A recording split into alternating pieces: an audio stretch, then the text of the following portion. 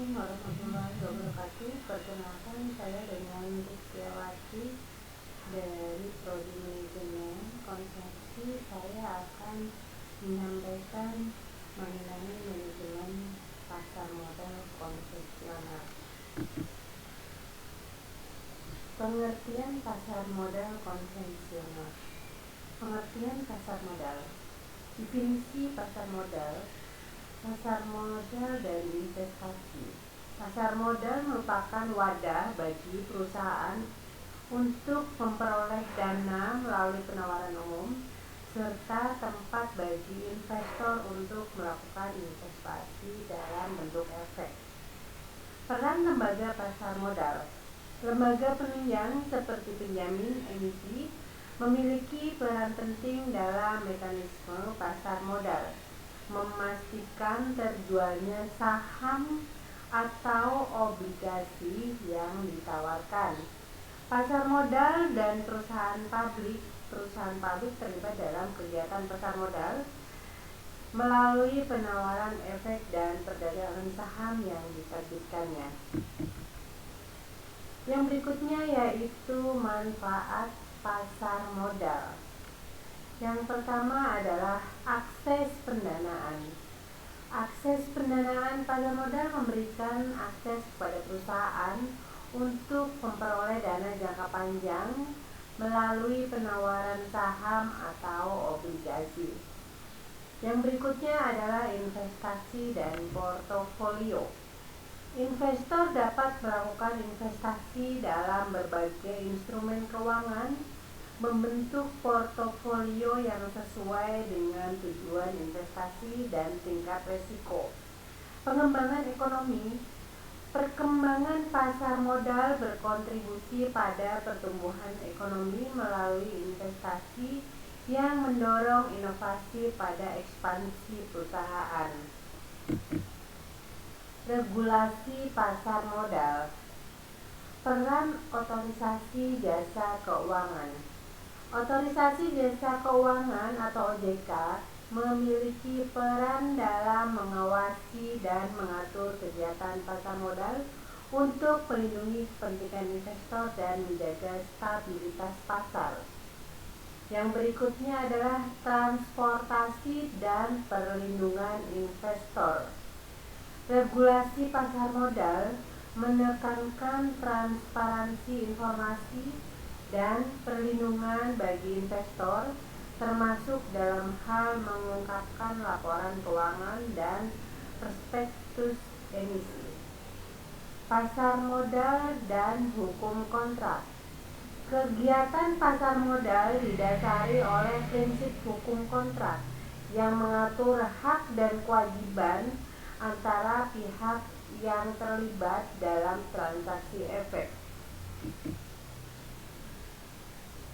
Yang berikutnya adalah instrumen pasar modal konvensional. Yang pertama adalah saham. Saham merupakan salah satu instrumen utama dalam pasar modal konvensional yang memberikan kepemilikan bagi pemegang saham di perusahaan. Yang kedua yaitu obligasi. Obligasi adalah surat berharga utang yang diterbitkan oleh perusahaan atau pemerintah untuk mendapatkan pendanaan dari investor. Yang ketiga adalah reksadana. Reksadana merupakan wadah untuk menghimpun dana dari masyarakat pemodal untuk selanjutnya diinvestasikan dalam portofolio efek oleh manajer investasi.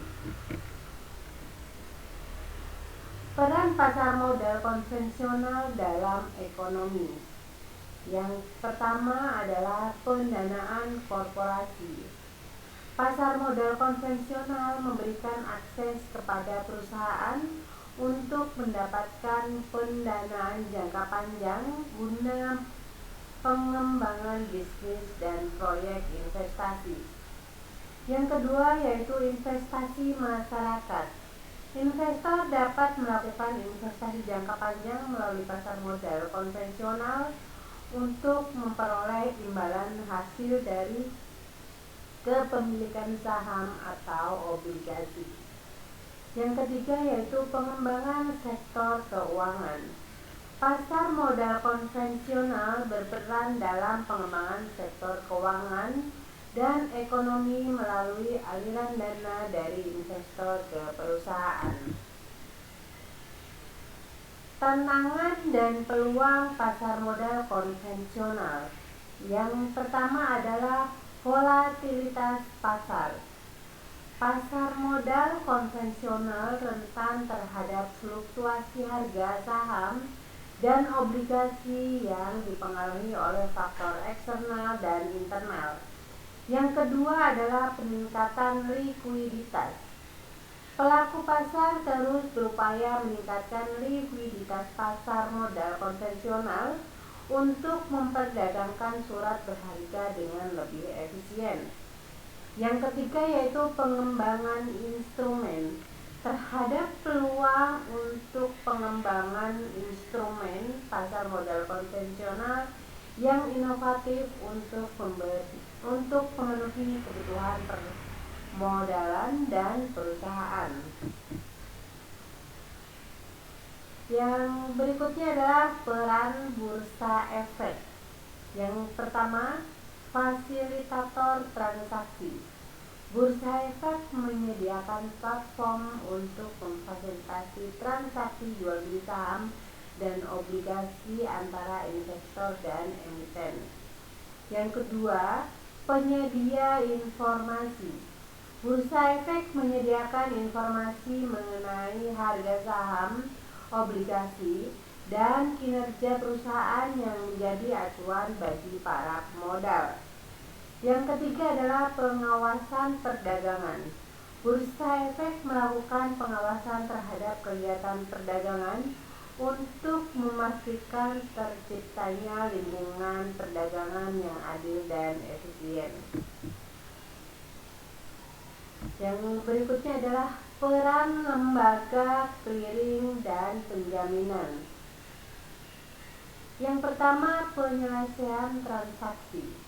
Lembaga clearing dan penjaminan berperan dalam menyelesaikan transaksi perdagangan saham dan obligasi secara efisien dan aman.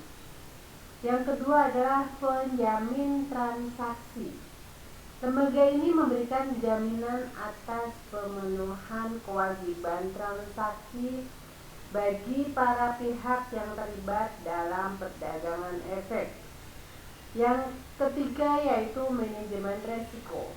Lembaga clearing dan penjaminan melakukan manajemen resiko terkait dengan pelaksanaan transaksi di pasar modal konvensional.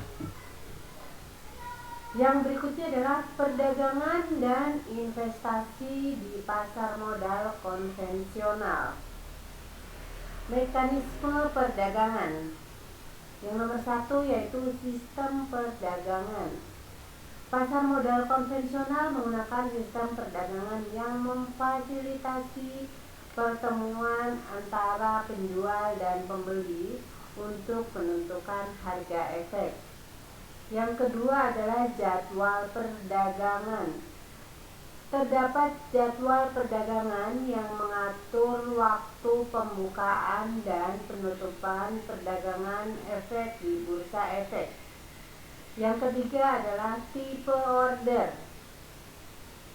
Investor dapat menggunakan berbagai tipe order seperti market order, limit order, dan stop order dalam melakukan transaksi di pasar modal konvensional. Yang selanjutnya adalah peran investor dalam pasar modal konvensional. Pemodal pasar modal. Investor memiliki peran penting dalam menyediakan dana jangka panjang bagi perusahaan serta memperoleh imbal hasil dari investasi efek. Yang kedua adalah pengambil keputusan. Investor melakukan pengambilan keputusan investasi berdasarkan analisis risiko, tujuan investasi, dan informasi pasar modal yang relevan. Yang ketiga yaitu pengawasan investasi. Investor memantau kinerja investasi mereka dan melakukan terhadap portofolio aset yang dimiliki. Tantangan pasar modal konvensional. Yang nomor satu adalah volatilitas harga. Pasar modal konvensional dihadapkan pada tantangan volatilitas harga efek yang dipengaruhi oleh berbagai faktor eksternal dan internal. Yang kedua adalah ketidakpastian ekonomi. Ketidakpastian ekonomi dapat mempengaruhi kinerja pasar modal konvensional dan menimbulkan risiko bagi para pemodal. Yang ketiga yaitu regulasi dan kepatuhan. Tantangan terkait dengan perubahan regulasi dan kepatuhan yang mempengaruhi aktivitas perdagangan dan investasi di pasar modal. Inovasi pasar modal konvensional. Yang nomor satu adalah teknologi finansial. Inovasi teknologi finansial yang memungkinkan pengembangan platform perdagangan dan investasi yang lebih efisien dan terjangkau. Yang kedua adalah produk instrumen. Pengembangan produk instrumen pasar modal konvensional yang inovatif memberikan pilihan investasi yang lebih beragam bagi para pemodal. Yang ketiga adalah pendidikan pasar modal. Inovasi dalam pendidikan pasar modal dapat meningkatkan pemahaman dan partisipasi masyarakat dalam kegiatan perdagangan dan investasi. Keberlanjutan pasar modal konvensional. Yang pertama yaitu pengembangan etika. Pasar modal konvensional perlu terus mengembangkan etika dan tata kelola yang baik untuk memastikan keberlanjutan dan kepercayaan pemangku kepentingan. Yang kedua adalah pendidikan investor. Pendidikan dan literasi pasar modal menjadi kunci dalam memastikan partisipasi investor yang cerdas dan berkelanjutan. Yang ketiga yaitu kolaborasi industri. Kolaborasi antara berbagai pihak terkait pasar modal konvensional dapat memperkuat ekosistem pasar modal dan mempromosikan pertumbuhan yang berkelanjutan. Yang berikutnya adalah peluang pasar modal konvensional. Yang nomor satu, pengembangan pasar. Terdapat peluang untuk mengembangkan pasar modal konvensional sebagai sumber pendanaan yang berkelanjutan bagi perusahaan dan proyek investasi. Yang nomor dua adalah inklusi keuangan. Pasar modal konvensional dapat memainkan peran dalam inklusi keuangan dengan memperluas akses investasi kepada masyarakat yang lebih luas. Yang ketiga adalah pengembangan industri. Pertumbuhan pasar modal konvensional dapat mendukung pengembangan industri keuangan dan ekonomi secara keseluruhan. Hanya ini yang dapat saya sampaikan. Terima kasih. Wassalamualaikum warahmatullahi wabarakatuh.